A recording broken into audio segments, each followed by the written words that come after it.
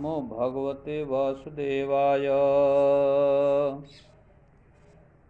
जाने त्वां सर्वभूतानां प्राणवोजः सहो बलं विष्णुं पुराणपुरुषं प्रभविष्णुमधीश्वरं त्वं हि विश्वसृजां स्रष्टा सृज्यानामपि यच्चत्सत कालः कलयतामीशः परात्मा तथात्मनां जसेतदुत्कलितरोषकटाक्षमोक्षैरवर्तमादिशतक्षुभिततनकृतिमिङ्गिलोब्धिः सेतुः कृतः स्वजस उज्ज्वलिता च लङ्का रक्षः शिरांसि भुवि पेतुरीषु क्षतानि।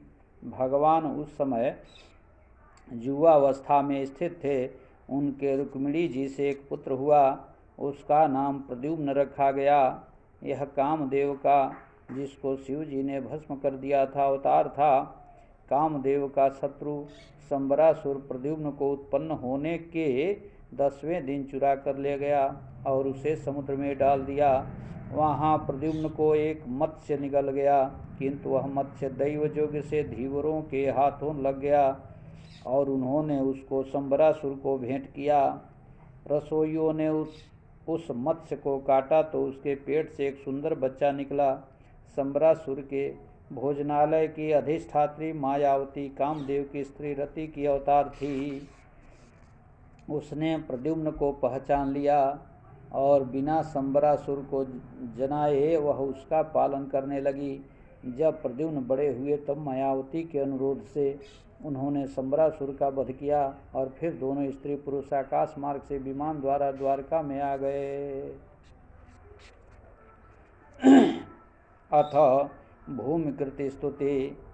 नमस्ते देवदेवेश शंख चक्र गदाधर भक्तेच्छोपात्तरूपाय परमात्मन् नमोस्तुते।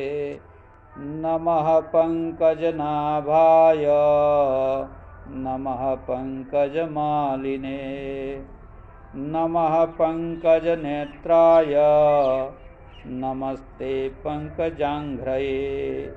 नमो भगवते तुभ्यं वासुदेवाय विष्णवे पुरुषायादिबीजाय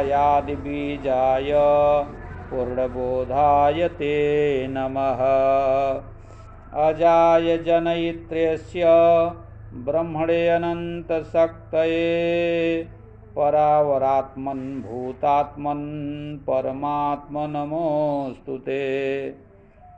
हे देव देवेश, हे शंख चक्र गदाधर, हे परमात्मन, भक्तों की इच्छा के अनुकूल स्वरूप धारण करने वाले आपको नमस्कार है।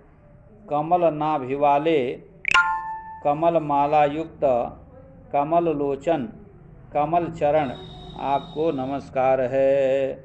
आप निरतिशय ऐश्वर्यवान, सब भूतों के आश्रय, व्यापक, सब कार्य जात से पहले विद्यमान, जगत की कारणभूत माया के भी कारण और पूर्ण ज्ञान रूप आपको नमस्कार है। हे परमात्मन, स्वयं जन्म रहित होकर जगत की सृष्टि करने वाले, अनंत शक्ति संपन्न, ब्रह्मरूप, अस्थावर, जंगमों को उत्पन्न करने वाले, पिता आदि समस्त उत्कृष्ट रूप आपको नमस्कार है। ओम नमो भगवते वासुदेवाय। त्वं वै श्रीश्रीक्षरजौतकटं प्रभो तमो निरोधाय बिभर्ष्य संवृतः अस्थानाय सत्वं जगतो जगत्पते कालः प्रधानं पुरुषो भवान् परः।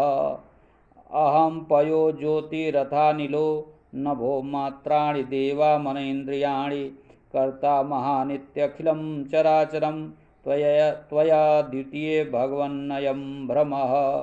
तस्यात्मजोऽयं तव पादपङ्कजं भीतः प्रपन्नार्तिहरोपसादितः तत्पालयिनं कुरु हस्तपङ्कजं शिरस्य मुष्याखिलकल्मषापहम्। इस विश्व की उत्पत्ति गुणों से और गुणों की उत्पत्ति प्रधान से होती है। पुरुष इनको क्षोभित करता है और इसका भी निमित्त काल है।